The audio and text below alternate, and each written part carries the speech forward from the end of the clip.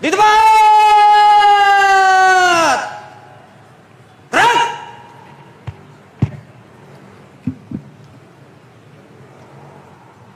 Assalamualaikum warahmatullahi wabarakatuh. Sampurasun. Yang saya hormati Forkopimda Provinsi Jawa Barat, hadir pada kesempatan pagi hari ini Wakil Ketua DPRD Provinsi Jawa Barat, Ketua Komisi 5 DPRD Provinsi Jawa Barat dan seluruh anggota, Kasdam 3 Siliwangi, Wakapolda Jabar, Wakajati Jabar, dan sahabat saya hadir juga, dan Kodiklat TNI. Saya ucapkan terima kasih, selamat datang. Sekretaris Daerah Provinsi Jawa Barat, para kepala perangkat organisasi perangkat daerah di lingkungan Pemda Provinsi Jawa Barat, pimpinan instansi vertikal yang saya hormati, yang memberikan supporting pada saya, Kaseto, pemerhati dan pelaku pendidikan anak-anak, dan yang paling berbahagia hari ini adalah orang tua.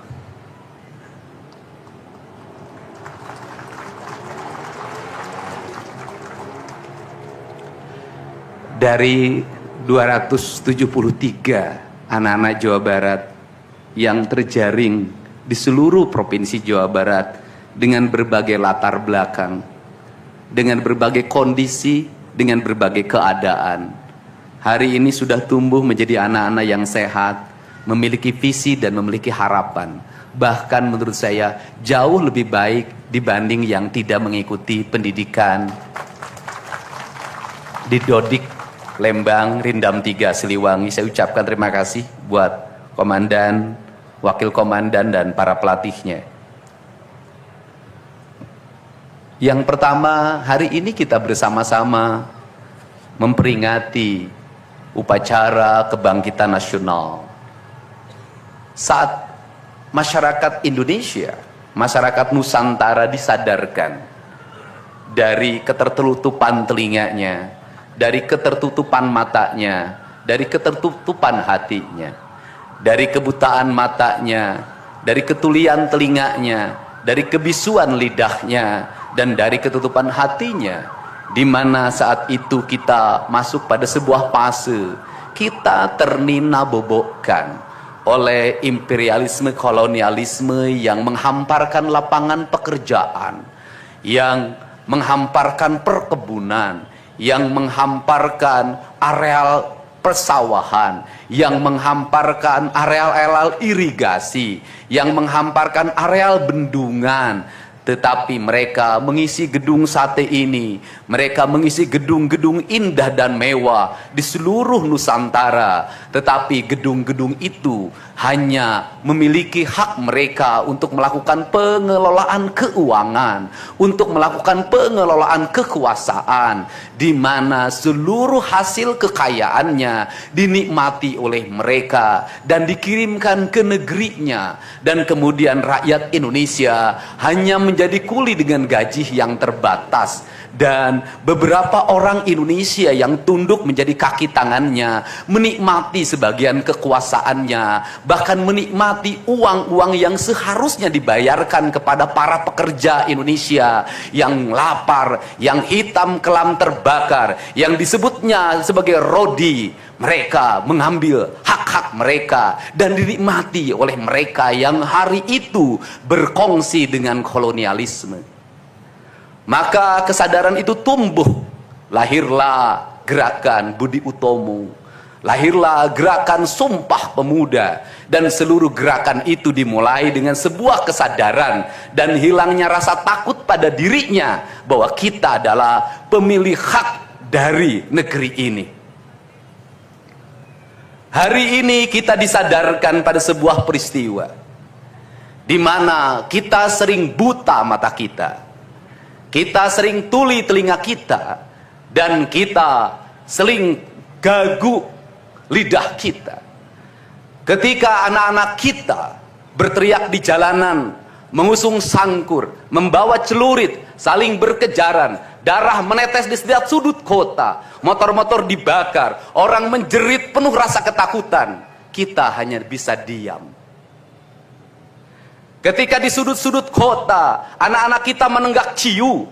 Ketika sudut-sudut kota, anak-anak kita makan eksimer. Ketika di sudut-sudut kota, anak-anak kita makan minuman oplosan. Mereka jatuh tersungkur, matanya merah penuh dengan rasa emosi, pulang ngamuk ke orang tuanya.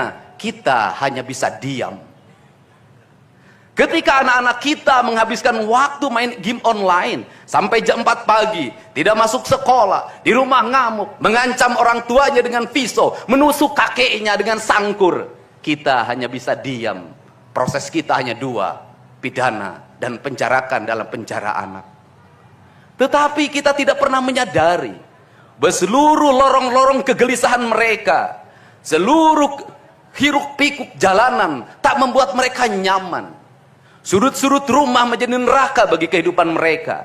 Lapang-lapang bola tergusur menjadi industri perumahan, pemukiman, dan pertokoan. Mereka kehilangan tempat bermain. Mereka kehilangan air yang jernih di sungai sehingga bisa mereka berenang. Mereka kehilangan gunung-gunung yang indah tempat mereka bercengkrama dengan alam. Mereka kehilangan sawah yang terhampar. Yang mereka lihat adalah kebisingan dan kebisingan. Bising di jalanan karena knalpotnya brong. Bising di rumah karena orang tuanya bertengkar. Maka mereka lari dalam lorong-lorong gelap. Digenggamnya handphone, diambilnya obat-obat terlarang, ditenggaknya minuman dalam sebuah kelompok yang sama. Kita orang-orang yang terpinggirkan di rumah, kita orang-orang yang terpinggirkan di sekolah. Guru-guru telunjuknya menunjuk pada wajahnya, tapi tak bisa memberikan solusi kegelisahan jiwanya. Semua orang hanya memberikan pengamatan, analisis, kajian. Itulah metodologi yang dikembangkan bangsa ini. Tetapi tidak ada yang berani mengambil solusi, mengangkat mereka di sudut jalanan, dimasukkan ke barak, dididik secara militer, diarahkan menjadi anak-anak yang berguna.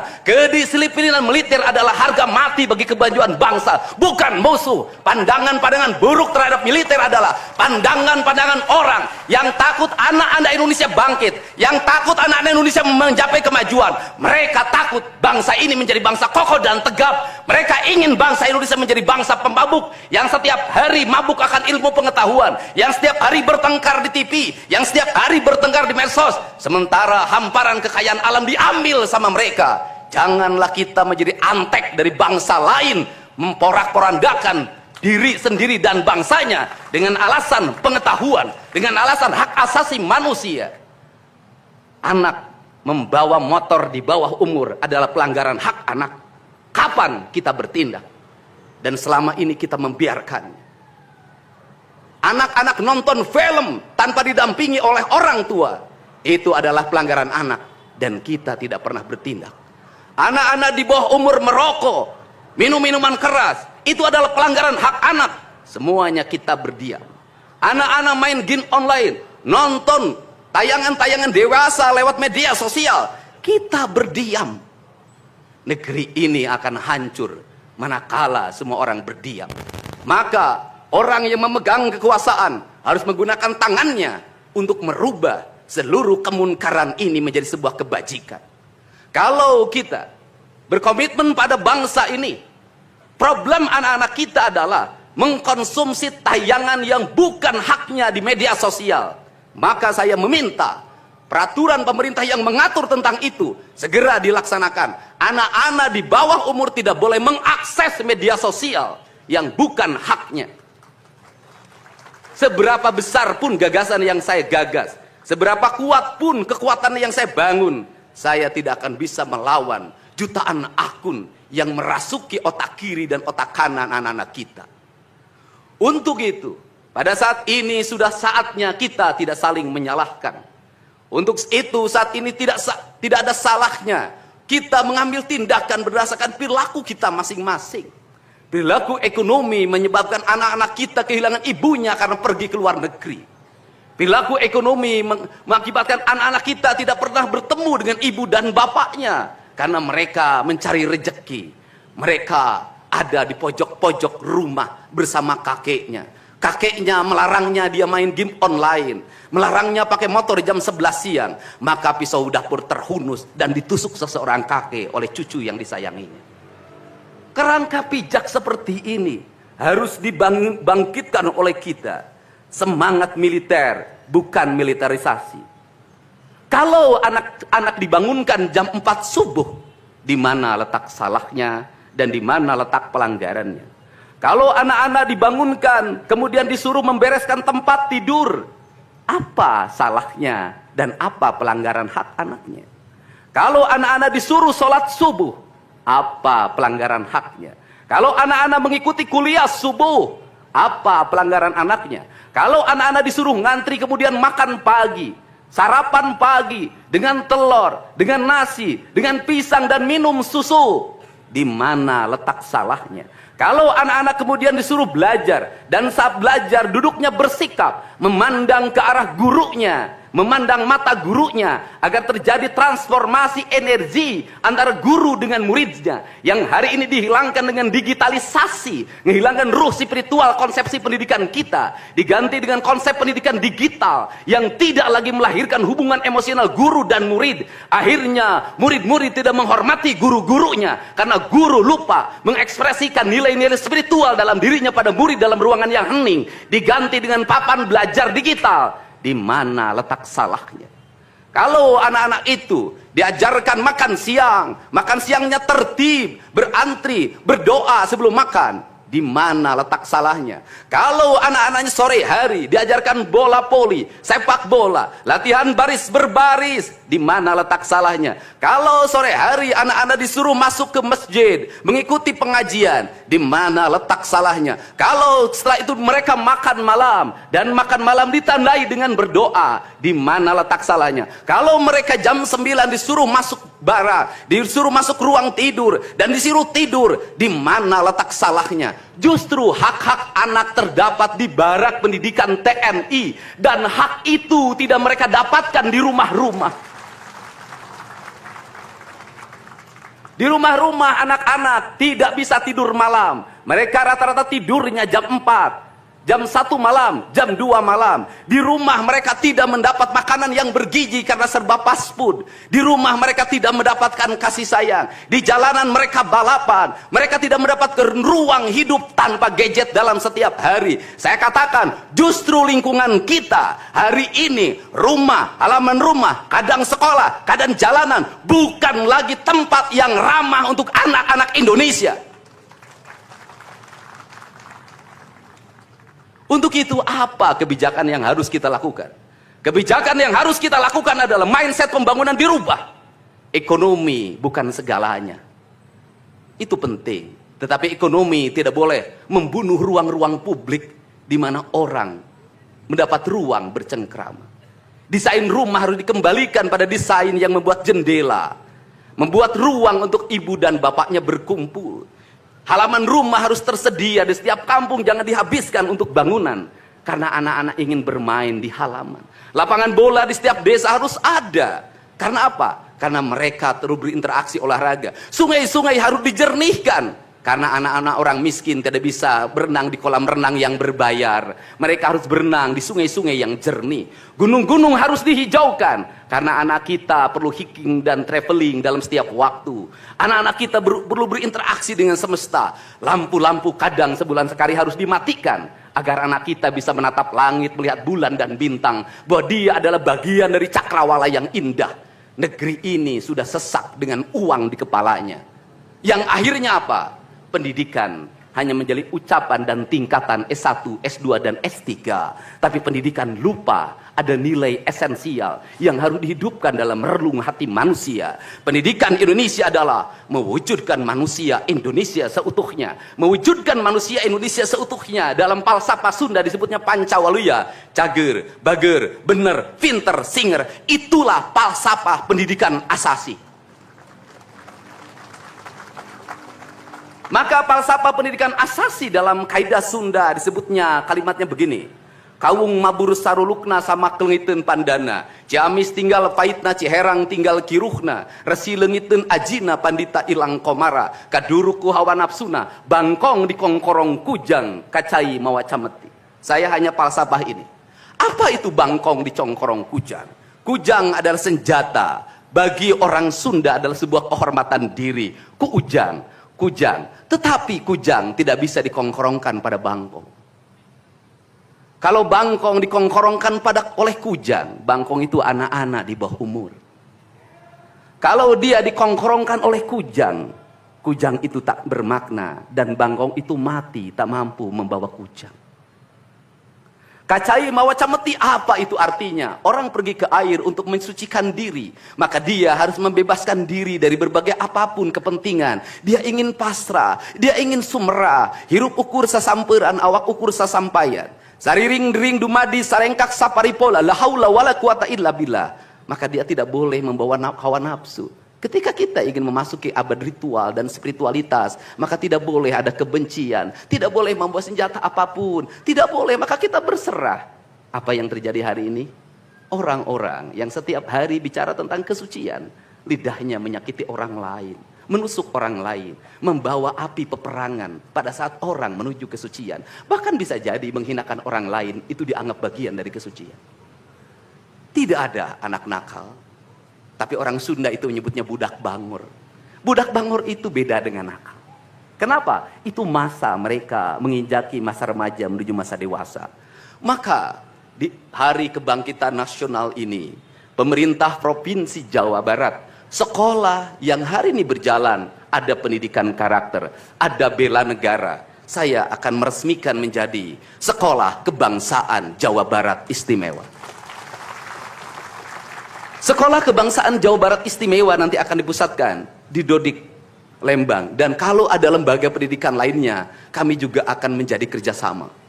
Mereka yang bersekolah di situ bukan anak-anak yang tawuran, bukan anak-anak yang minum, bukan anak-anak korban dari ML, tetapi juga nanti anak-anak yang memiliki kemampuan akademik yang tinggi, anak-anak yang memiliki kemampuan pikiran yang tinggi. Dan seizin pimpinan DPRD Provinsi Jawa Barat, tahun ini kami akan memberikan beasiswa pada mahasiswa-mahasiswa yang kuliah di jurusan engineering. Tetapi mereka harus mengikuti sekolah kebangsaan selama 1 bulan. Agar uang yang diberikan oleh Provinsi Jawa Barat melahirkan nasionalisme-nasionalisme baru yang bisa membawa bangsa ini ke arah kemajuan. Dan saya mengucapkan terima kasih pada kalian semua yang membuat diri saya hari ini setiap hari berpikir. Ingat, doa yang terpancar ada 2. Saya tidak menyebut doa. Rintihan hati, bisikan hati ada 2. Ada yang berharap ini berhasil, dan ada yang berharap ini gagal. Siapa yang berharap ini berhasil? Mereka adalah kaum-kaum nasionalis yang mencintai bangsa ini. Siapa yang berharap ini gagal?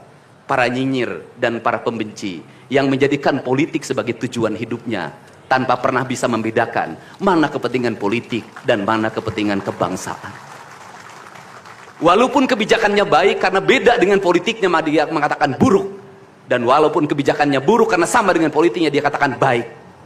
Ini orang yang tidak punya spirit nasionalisme. Dia hidup mempertuhan politik dalam setiap waktu.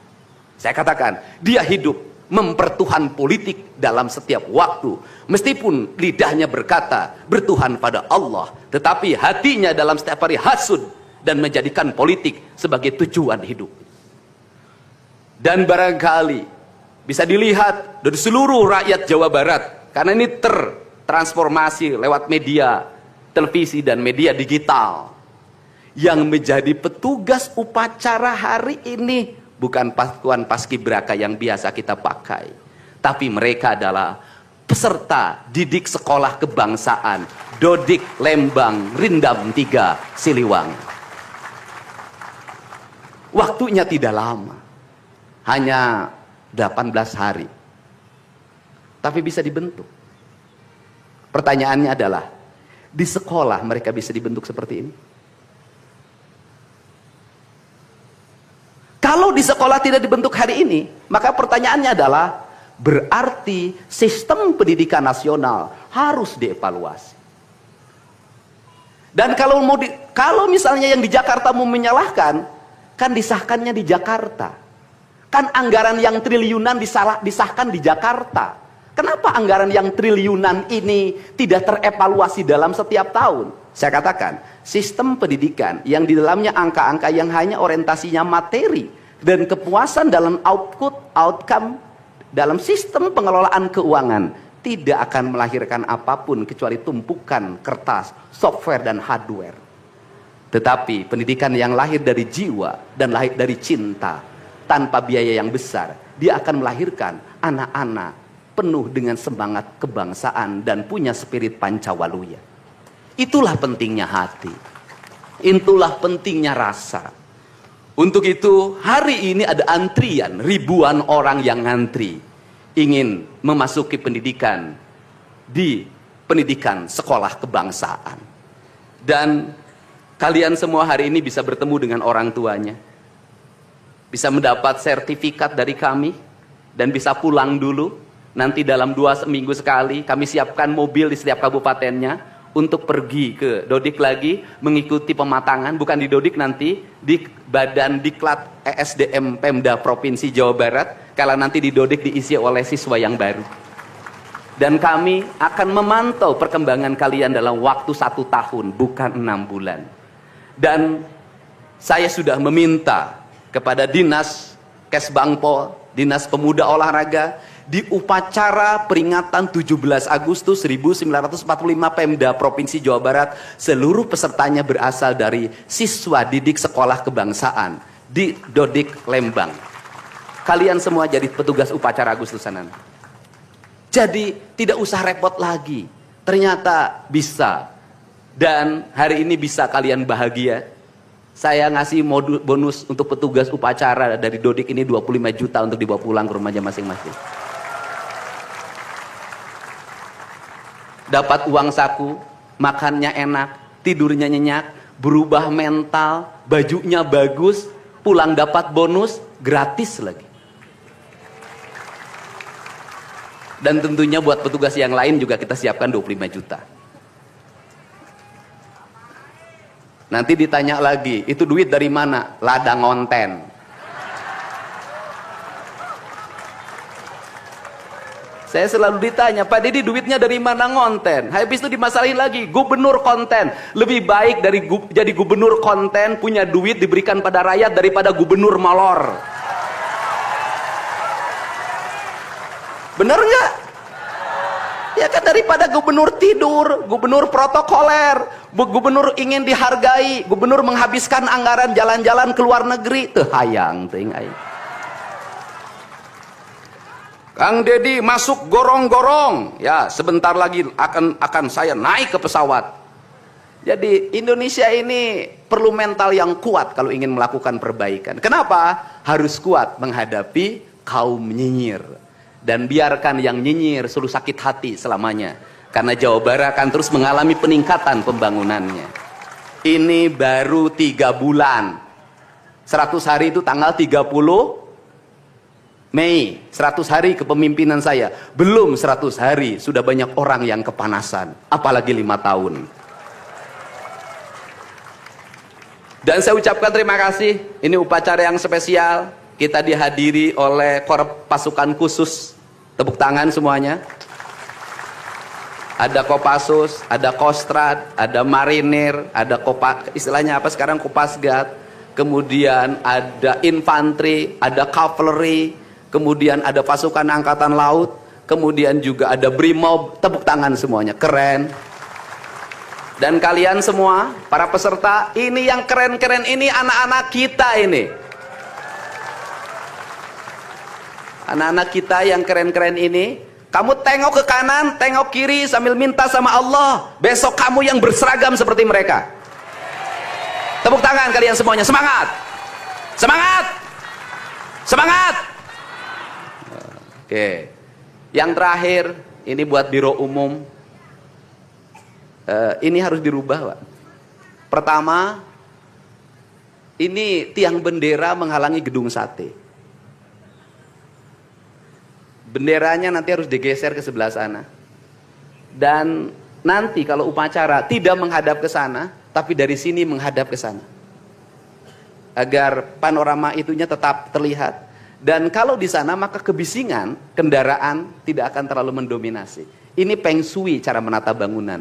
Jadi saya dari tadi mandang gedung sate nggak bisa karena terpotong oleh tiang bendera. Dan nanti bagian protokoler itu masang podium nggak lurus ke tiangnya, agak mencong-mencong dikit. Maklum Pemda masih belum pakai rasa, masih pakai DPA. Yang penting di DPA-nya juga tidak melanggar. Nah, saya ini orang estetik, dan di Pemda ini tidak pernah ada rapat untuk merumuskan ini. Cukup WA, Pak Sekda, Kesbangpol, Dinas Pendidikan, besok kita lakukan ini, anak-anak bajunya ini. Dan saya terima kasih buat PLT Dinas Pendidikan yang stresnya banyak, suaranya sampai hilang, saking takut. Luar biasa. Berdiri dong Kepala Dinas Pendidikan PLT. Di depan kamu pindah. Suaranya hilang. Pernah saya marahin malam-malam, kamu belum tahu cara kerja saya. Karena sekarang sudah tahu ternyata Sang Kuryang tuh hidup di sini. Ya, Pak. Silakan duduk depan, Pak. Di depan, Pak, duduk. Saya ucapkan terima kasih juga kepada Pak Sekda yang selalu ingin menjalankan tugas saya dengan baik. Kalau belum meluntur-luntur dikit wajar, karena dia memang penakut sama istrinya jadi kurang lentur. Kalau saya kan sudah sangat lentur hidupnya. Saya ucapkan terima kasih juga pada Kesbangpol, ini yang supporting sangat baik. Ini mantan, pindah Pak ke depan Pak. Ini jajaran protokoler, dan saya ucapkan terima kasih pada Pangdam 3 Siliwangi yang support full. Terima kasih. Kemudian Pangkostrat yang di Purwakarta juga melaksanakan dan berbagai divisi. Kemudian Komandan Dodik Rindam. Terima kasih. Saya ucapkan terima kasih, badannya terima kasih. Saya ngasih bonus buat pelatihnya 50 juta. Saya ini urusan rasa, Bu. Orang tuanya itu jangan hanya bertepuk tangan. Mohon maaf. Ada terpanggil dalam jiwanya. Anak-anak saya kok bisa hebat begini ya? Dari rumah itu bawa bakakan. Mohon maaf. Ini cermin manusia-manusia Sunda yang punya welas asih. Yang punya timbal balik. Anak saya dididik. Bukan saya minta bakakak, bukan. Bukan saya minta opak, tumpeng, bukan. Penuh dengan welas asih, dengan cinta. Mudah-mudahan bakakak yang dibuat menjadi jalan bagi si Ujang menjadi orang hebat. Kenapa orang tua dulu melahirkan anak-anak hebat? Karena cinta rasa, bukan gratifikasi. Dia kenaikan kelas tidak bawa uang, dia bawa tumpeng buat gurunya. Dia bawa bakakak buat gurunya, karena gurunya telah mendidik anak-anaknya dengan baik. Itu cinta, itu rasa, bukan gratifikasi. Kami berbuat baik pada orang tuanya, tapi orang tuanya juga harus punya rasa dan punya cinta demi anak-anaknya. Saya pengalaman ibu saya dulu selalu berpuasa ketika saya punya hajat, punya lagi ujian, lagi kenaikan kelas, menghadapi kesulitan, ibu saya dan bapak saya pasti berpuasa buat saya. Saya minta ibu dan bapak, coba rajinlah berpuasa bagi anak-anaknya. Bisa jadi, mohon maaf, bisa jadi anak-anaknya seperti ini, rasa orang tuanya yang harus diperbaiki. Bukan kesalahan anaknya, tetapi rasa dan cinta orang tuanya juga harus dibenahi. Hidup itu alam Pak, interaksi. Buktinya sama tentara nurut, sama ibu nggak nurut, sama bapak nggak nurut. Nah ini, makanya untuk itu dari sekarang mari bangun cinta negeri ini, karena negeri ini adalah negeri Siliwangi, negeri Silih Asa, negeri Silih Asi, negeri Silih Asu, negeri Silih Pikanyaa. Bagi mereka yang tidak ngerti Siliwangi, tidak tahu makna Siliwangi, tidak pernah berkontemplasi dengan Siliwangi, jangan coba-coba Anda berbuat tidak baik terhadap tanah Siliwangi. Saya sampaikan itu, kaluhur tesirungan kahandap teu akaran. Ini saya ucapkan terima kasih seluruh pasukan. Saya ucapkan terima kasih buat Panglima TNI, Kepala Staf Angkatan Darat, Angkatan Laut, dan Angkatan Udara, Pangdam 3 Silo, dan seluruh jajaran. Semua terima kasih. Hari ini adalah hari bangkitnya kita. Hari ini adalah hari kemajuannya kita. Dan kita mulai seluruh perubahan ini dari tanah kita, tanah Sunda, tanah Siliwangi. Wallahu muwaffiq ila aqwamit thoriq. Assalamualaikum warahmatullahi wabarakatuh. Sampurasun. Siap! Gerak! Pembacaan doa.